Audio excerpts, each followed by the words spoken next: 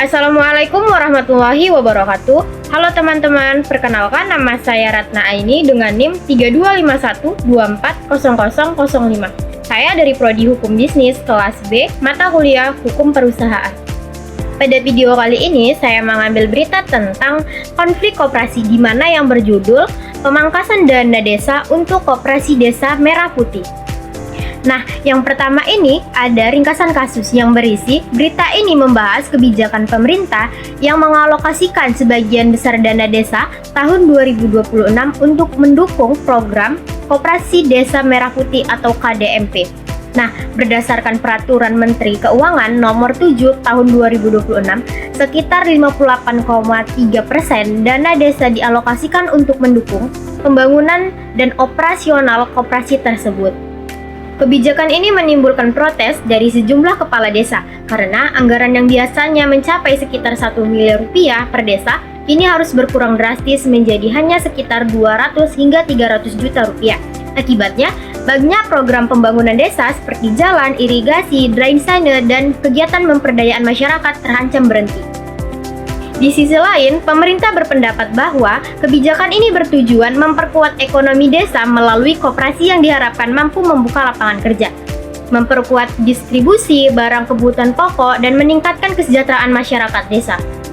Yang kedua, ada kronologi. Kronologi kasus ini dimulai ketika pemerintah mengeluarkan instruksi Presiden Nomor 9 Tahun 2025 mengenai percepatan pembentukan koperasi Desa Merah Putih. Selanjutnya, pada tanggal 12 Februari 2026 diterbitkan Peraturan Menteri Keuangan Nomor 7 Tahun 2026 yang mengatur pengelolaan dana desa. Dalam aturan tersebut ditetapkan bahwa sebesar 58,3% dana desa dialokasikan untuk mendukung implementasi Koperasi Desa Merah Putih. Setelah kebijakan tersebut berlaku, banyak kepala desa mulai menghitung ulang anggaran yang mereka terima. Di Desa Senggigi, Nusa Tenggara Barat, misalnya, dana desa yang sebelumnya sekitar 1,3 miliar turun menjadi sekitar 365 juta. Hal yang sama terjadi di Desa Pandes, Jawa Tengah, yang anggarannya turun dari sekitar 1 miliar menjadi 373 juta. Akibat pengurangan anggaran tersebut, berbagai program pembangunan fisik dan pelayanan masyarakat terancam tertunda. Selain itu, muncul penolakan masyarakat di beberapa daerah karena pembangunan kantor Koperasi Desa Merah Putih direncanakan menggunakan lahan lapangan sepak bola yang selama ini menjadi ruang publik masyarakat ataupun warga. Kondisi ini memunculkan perdebatan antara pemerintah, kepala desa, akademisi, dan masyarakat mengenai efektivitas kebijakan tersebut. Nah, yang ketiga itu ada dasar hukum yang relevan. Beberapa dasar hukum yang berkaitan dengan kasus ini antara lain, yang pertama, Undang-Undang Nomor 6 Tahun 2014 tentang desa yang memberikan kewenangan kepada desa untuk mengatur dan mengurus kepentingannya sendiri berdasarkan hak asal-usul dan kebutuhan masyarakat setempat. Nah, yang kedua, Instruksi Presiden Nomor 9 Tahun 2025 tentang kepercepatan pembentukan Koperasi Desa Merah Putih yang menjadi dasar pelaksanaan program koperasi secara nasional. Yang ketiga, Peraturan Menteri Keuangan Nomor 7 Tahun 2026 tentang pengelolaan dana desa yang mengatur kelokasian desa untuk mendukung Koperasi Desa Merah Putih. Nah, yang keempat, Pasal 18B Ayat 2 Undang-Undang Dasar 1945 yang mengakui dan menghormati satuan pemerintah daerah dan hak-hak tradisional masyarakat sesuai perkembangan masyarakat dan prinsip negara kesatuan. Nah, yang kelima atau yang terakhir, prinsip otonomi daerah sebagaimana diatur dalam peraturan perundang-undangan yang memberikan ruang bagi daerah dan desa untuk menentukan prioritas pembangunan sesuai kebutuhannya masing-masing.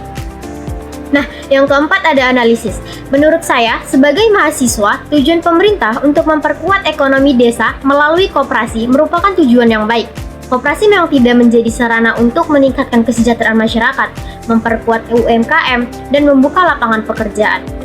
Namun demikian, kebijakan pengalihan sebagian besar dana desa ke program koperasi menimbulkan persoalan karena dilakukan secara seragam kepada seluruh desa tanpa mempertimbangkan kondisi dan kebutuhan masing-masing daerah.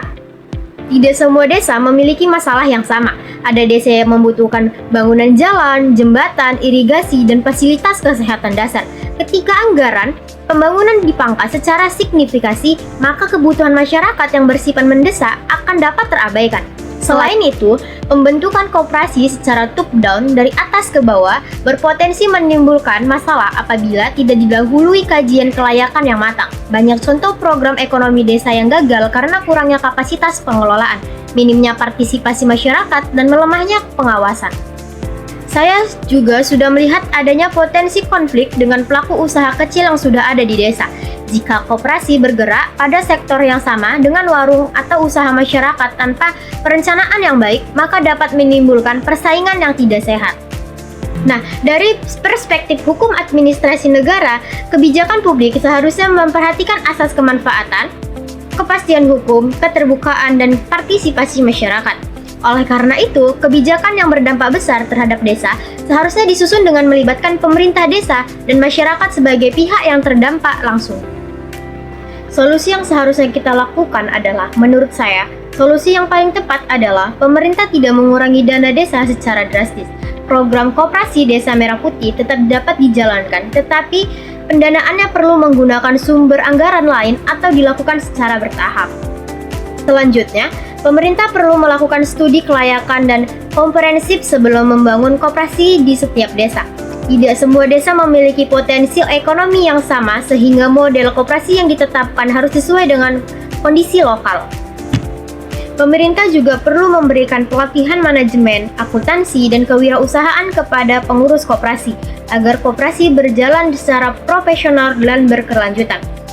Selain itu, pembangunan koperasi sebaiknya memanfaatkan aset atau bangunan yang sudah ada, sehingga tidak menimbulkan pemborosan anggaran dan tidak mengorbankan fasilitas umum seperti lapangan olahraga. Yang terakhir, perlu adanya pengawasan yang transparan dan partisipasi masyarakat dalam pengelolaan dana desa maupun koperasi agar bertujuan peningkatan kesejahteraan masyarakat benar-benar dapat tercapai. Berdasarkan pembahasan tersebut, dapat kita simpulkan bahwa tujuan pembentukan Koperasi Desa Merah Putih memang positif untuk memperkuat ekonomi desa. Namun, kebijakan pemangkasan dana desa yang terlalu besar menimbulkan kekhawatiran karena dapat menghambat pembangunan infrastruktur dan pelayanan dasar desa masyarakat. Oleh karena itu, pemerintah perlu mencari keseimbangan antara pembangunan ekonomi melalui koperasi dan pembangunan fisik serta sosial melalui dana desa. Dengan perencanaan yang matang, pengawasan yang baik, dan partisipasi masyarakat, kedua tujuan tersebut dapat berjalan secara bersamaan demi kemajuan desa di Indonesia. Sekian video dari saya. Apabila ada terdapat kekurangan, saya mohon maaf. Wabillahi taufiq wal hidayah. Wassalamualaikum warahmatullahi wabarakatuh. Terima kasih.